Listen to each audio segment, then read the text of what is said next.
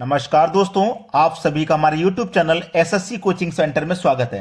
मैं आपके लिए यूपी पुलिस के क्वेश्चन लेकर के आया हूं जो यूपी पुलिस में पहले पूछे जा चुके हैं और यूपी पुलिस के लिए जो इंपॉर्टेंट है वही क्वेश्चन है, तो पूरा वीडियो देखिएगा। चलिए स्टार्ट करते हैं। पहला सवाल है, 100 रुपए और 50 रुपए के 32 नोट का मूल्य 2000 रुपए है।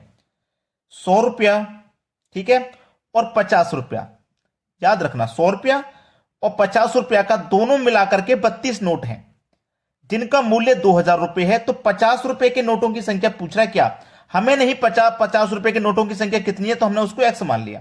ठीक है, नहीं पता ना कितनी संख्या है, तो 100 रुपए के नोटों को मैं कितना मान लूंगा, 32 मान लूंगा, क्योंकि 100 और 50 दोनों मिलाकर के हमारे पास 32 नोट है ना, तो मैं दोनों मिलाकर के मान लेता हूं कि 100 का नोट पूरा मेरे पास 3200 है। इसमें से मैं क्या कर दूंगा, एक्स को माइनस कर दूंगा, यानी कि 50 रुपए के नोटों की संख्या को मैंने एक्स माना है, इसको मैं माइनस कर दूंगा। भाई देखिए, मेरे पास टोटल नोट 32 है ना, टोटल नोट 32 है। टोटल में से मैं क्या करूंगा, जो 50 के नोट है उन्हें माइनस कर दूंगा, और 50 के नोट हमें पता ही नहीं है कितना है, हमने उसको एक्स मान लिया। सवाल अब आसानी से कर लोगे आप, देखना।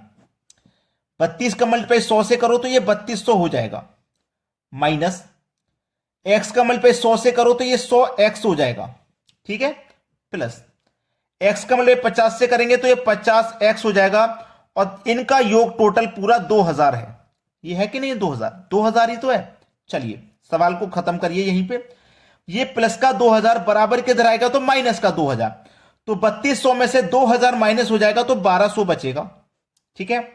माइनस का 100 प्लस का 50, माइनस के 100 से प्लस का 50 घट के माइनस का 50 बचेगा, और माइनस का 50 बराबर के धरा के प्लस का 50 एक्स बचेगा।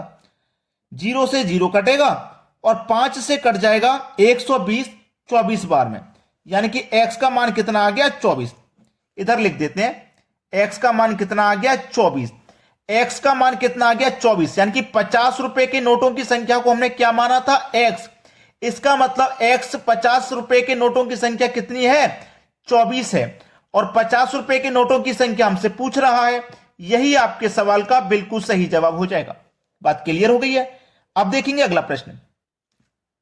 अगला सवाल है, एक्स का 35%, देखिए एक्स का मतलब होता है मल्टीप्लाई, 35% परसेंट का मतलब होता है बटे में 100, वाई के, किसके, वाई के का मतलब मल्टीप्लाई, 40% परसेंट का मतलब बटे में 100, क्या है, बराबर है।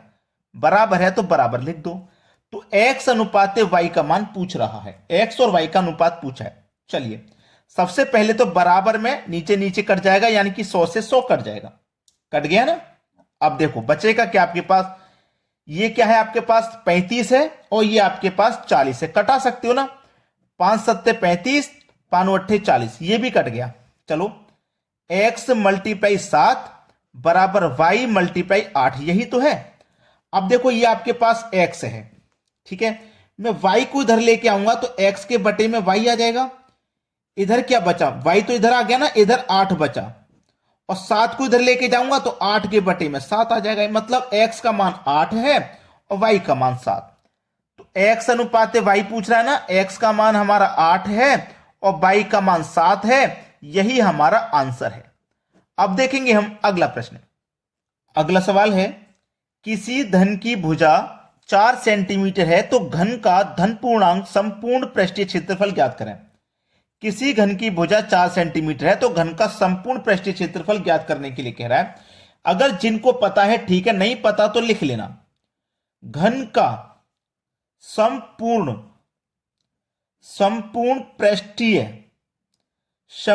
पृष्ठीय क्षेत्रफल क्या होता है, कितने के बराबर होता है, 6a² के बराबर होता है, ठीक है। चलो ये 6 हो गया।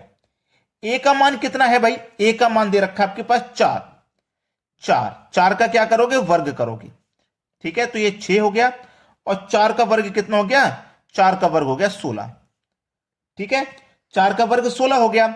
अब ये क्या है आपके पास 6, ये क्या है 16। अब 16 का मल्टीप्लाई आप 6 से करोगे, 16 का मल्टीप्लाई 6 से करोगे कितना हो जाएगा, 6 6 36, 6 का मल्टीप्लाई 6 से करो, 6 6 36, हासिल के 3, 6 कम 6, 6 में 3 जोड़ेंगे, 6 में 3 जोड़ेंगे 9, यानी कि 96 हो जाएगा। क्या हो जाएगा भाई? 96, यानी कि 96 सेंटीमीटर स्क्वायर। ये आपके सवाल का सही जवाब हो जाएगा, आपके सवाल का बिल्कुल सही जवाब। ठीक है, क्लियर है सभी को? चलिए अब देखते हैं अगला प्रश्न। अगला प्रश्न है, कोई धनराशि चक्रवृद्धि ब्याज के 2 वर्ष में 8,820 रुपये तथा 3 वर्ष में 9,261 रुपये हो जाती है, तो ब्याज की दर ज्ञात करें। पहले वाली राशि को प्रिंसिपल मानिए, बाद वाली को अमाउंट मानिए। मैंने इस तरीके के सवाल आपको कराए हैं। पहले वाली राशि है 8,820, दूसरी वाली है 9,261। अब देखो, ये तो राशि 2 वर्ष की है और ये 3 वर्ष की है, तो 2 वर्ष का और 3 वर्ष का अंतर कर लोगे तो 1 वर्ष आएगा ना। जब 1 वर्ष आएगा तो आपको कुछ नहीं करना है, मैंने आपको सिखाया था।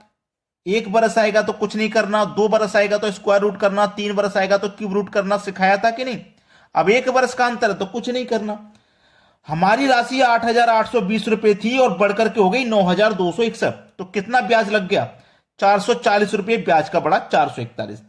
इतना ब्याज बढ़ा है इस राशि पर, 8,820 रुपये पर ब्याज बढ़ा है। और क्या करना है? दर ज्ञात करने के लिए प्रतिशत के लिए 100 से मल्टीप्लाई कर दोगे आप। 0 से ये 0 कट जाएगा, 441 से 842 2 बार में कट जाएगा और 2 से 10 5 बार में कट जाएगा। इसका मतलब रेट कितना है? 5% का रेट है। ये आपके सवाल का बिल्कुल सही जवाब। अब देखते हैं अगला प्रश्न।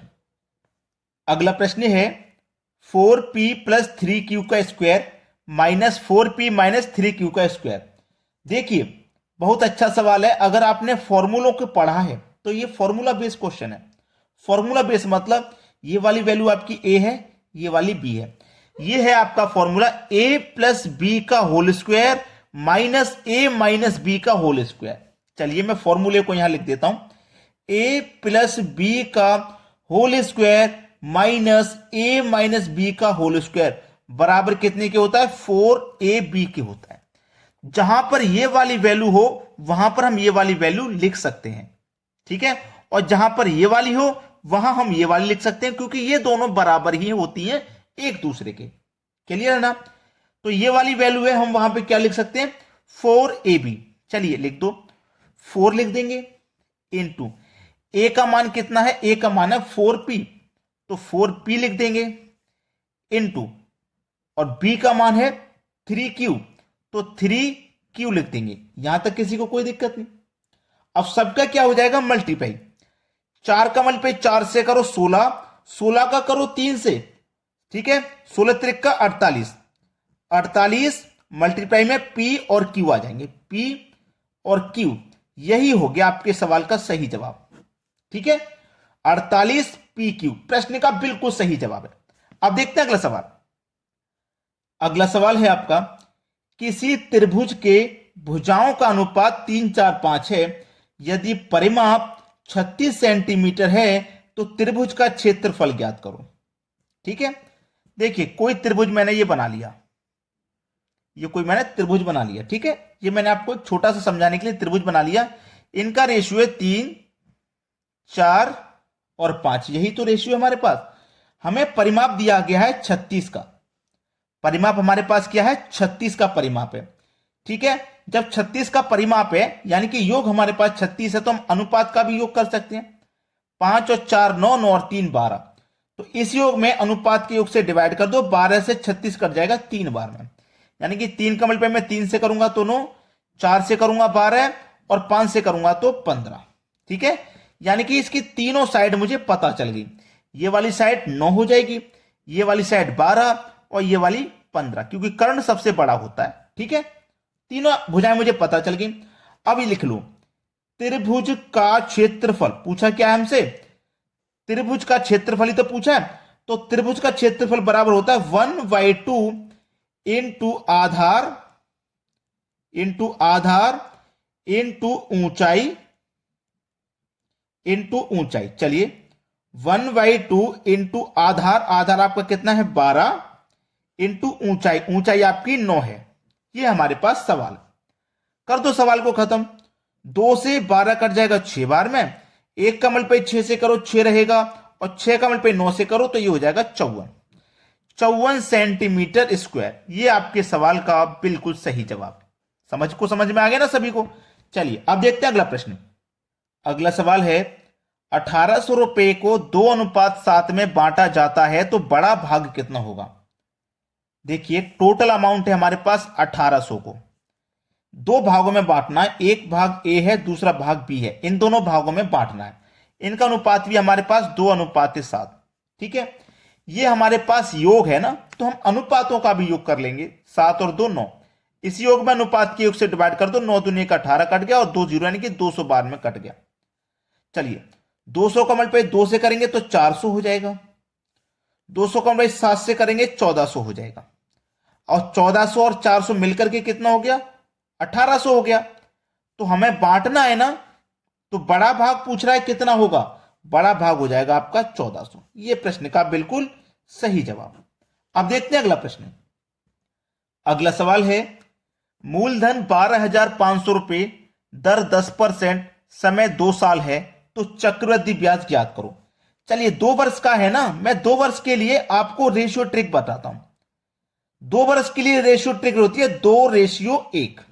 ठीक है ना, हमारे पास जो अमाउंट है ना उसे लिखो 12,500 रुपए अमाउंट है, रेट 10% ना, तो इसका हम क्या करेंगे 10% निकाल लेंगे, परसेंट का मतलब बटे में 100, 2 जीरो से 2 जीरो में कटा दूंगा तो 1250 कितना निकल के आया 1250। इसको लिखिए पहले वाले रेशियो के ऊपर 1250 आया है ना, 1250 का फिर से 10% ही निकालेंगे क्योंकि 10% का ही तो रेट है, फिर से 10% निकालो, परसेंट का मतलब बटे में 100, 2 जीरो से 2 जीरो कटा कितना बचा 125। इसको लिखो दूसरे वाले रेशियो के ऊपर, लिख लिया ना, दोनों रेशियो के ऊपर होगी राशि। अब इन दोनों का आप मल्टीप्लाई कर दोगे, 1250 का मल्टीप्लाई 2 से करोगे तो ये 2500 हो जाएगा, 125 का मल्टीप्लाई 1 से करोगे तो ये 125 ही रहेगा, दोनों को जोड़ दो, सवाल खत्म। कितना हो जाएगा 2625। ये आपके सवाल का बिल्कुल सही जवाब है 2625। क्लियर हो गया ना। चलिए अब देखते हैं अगला सवाल। अगला सवाल है एक वेतन का आयलन